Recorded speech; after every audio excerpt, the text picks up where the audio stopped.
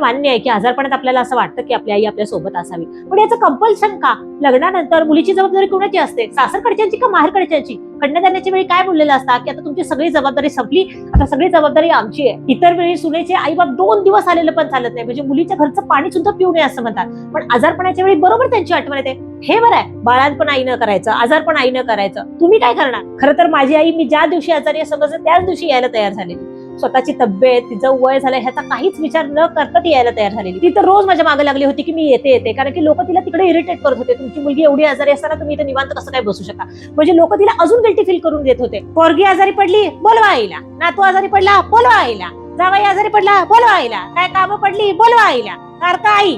की विचित्र मेंटॅलिटी आहे ना, प्रत्येक वेळी आई माहेर, आई माहेर. अरे कधी सुटतील ते पोरीच्या जबाबदारीतून? हा होता माझ्या आजारपणाचा अनुभव. तुम्हाला पण ऐकायला मिळतं का असं आजारपणात की तुझ्या आईला बोलून घे? मला कमेंटमध्ये नक्की सांगा.